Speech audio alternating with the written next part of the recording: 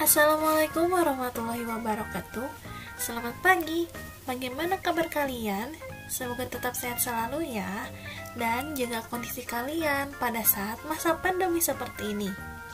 Pada hari ini kita akan belajar mengenai tema 7, Indahnya Keragaman di Negeriku, subtema 2, dengan mata pelajaran SBDP atau Seni Budaya dan Prakarya.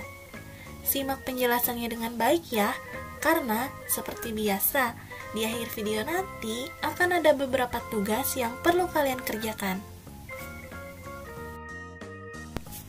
Materi yang akan kita pelajari kali ini mengenai pola lantai gerak tari. Simak penjelasannya dengan baik. Tahukah kalian apa itu pola lantai? Pola lantai adalah garis imajiner yang dilalui oleh penari saat melakukan gerak tari. Pola lantai berfungsi untuk memandu gerak penari dan menambah keindahan penyajian tarian. Saat penari memeragakan suatu tarian, penari kadang bergerak ke kiri, ke kanan, maju, mundur, atau bergerak membentuk lingkaran. Jika digambarkan, seolah-olah ada satu garis imajiner yang dilalui penari selama menyajikan tarian tersebut. Secara umum, ada dua jenis pola lantai, yaitu garis lurus dan garis lengkung. Garis imajiner ini juga dapat kita gambarkan dengan melihat formasi pada penari dalam memeragakan tarian.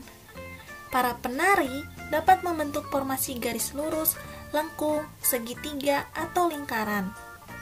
Bentuk formasi garis ini dapat berubah-ubah selama penari menampilkan sebuah tarian. Pola lantai juga merupakan garis imajiner yang dibuat oleh formasi penari kelompok. Secara umum, pola lantai berupa garis lurus atau garis lengkung. Bentuk pola garis lurus dapat dikembangkan menjadi berbagai pola lantai, di antaranya horizontal, diagonal, garis lurus, zigzag, segitiga, segi empat, dan segi lima.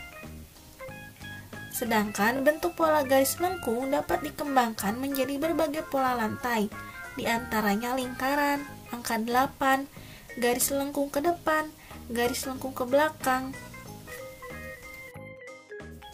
Agar kalian lebih memahami mengenai bentuk pola lantai dari gerak yang dilalui penari, perhatikanlah gambar berikut. Gambar pertama yaitu menunjukkan pola lantai seorang penari yang bergerak melalui garis lurus ke depan dari arah belakang panggung ke tengah panggung. Kedua yaitu penari bergerak melalui garis diagonal.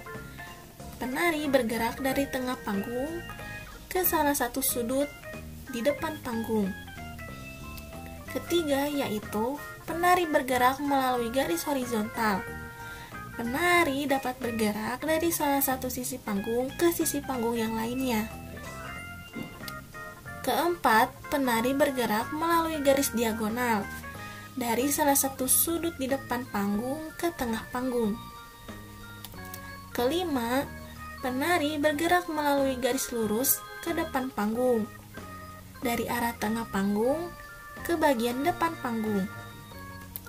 Keenam, penari bergerak melalui garis lingkaran, baik itu dari sisi belakang, depan, maupun samping. Agar kalian lebih memahami mengenai bentuk pola lantai yang dibuat oleh formasi penari, perhatikanlah gambar berikut. Gambar tersebut menunjukkan formasi yang dilakukan oleh sekelompok penari. Yang pertama yaitu formasi penari membentuk pola lantai diagonal dari ujung belakang panggung menuju ujung depan panggung. Kedua yaitu formasi penari membentuk pola lantai segi lima.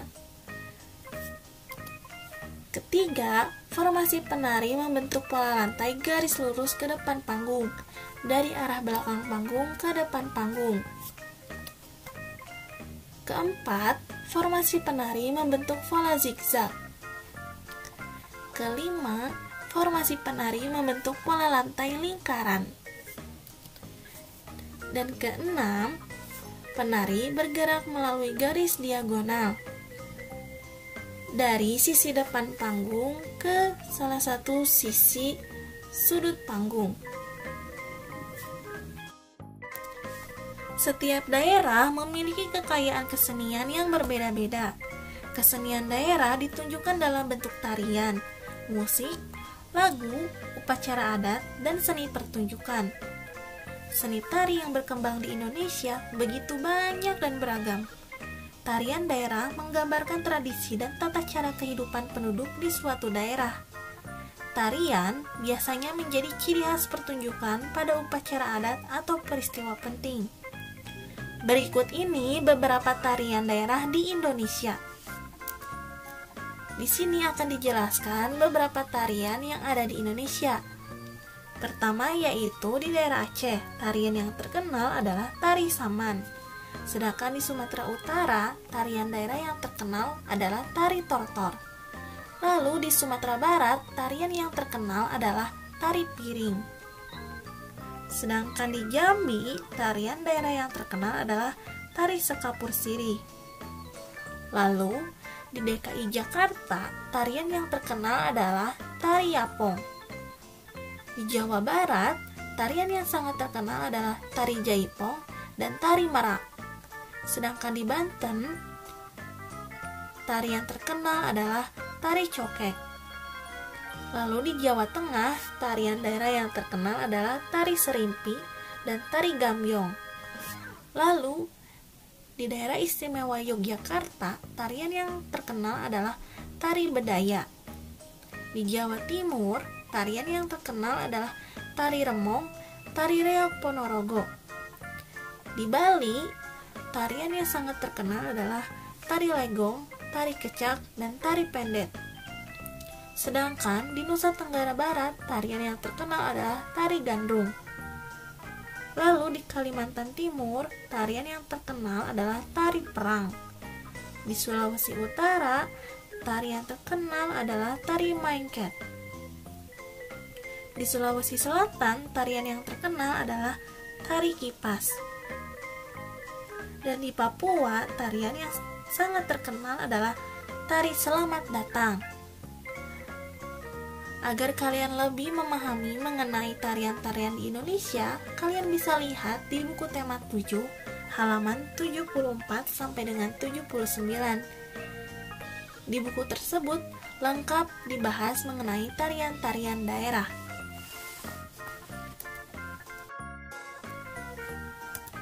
Tiba saatnya pada pemberian tugas. Di sini terdapat 5 buah soal yang perlu kalian kerjakan. Ingat, kerjakanlah soal-soal tersebut dengan teliti. Semoga materi yang disampaikan pada hari ini dapat bermanfaat bagi kalian semua. Sekian materi yang disampaikan pada hari ini. Mohon maaf bila ada kesalahan ataupun kekeliruan dalam menyampaikan materi. Jangan lupa untuk like jika kalian menyukai video ini, share ke teman-teman kalian agar teman-teman kalian mendapatkan ilmu yang sama dengan kalian, dan subscribe. Terima kasih. Wassalamualaikum warahmatullahi wabarakatuh.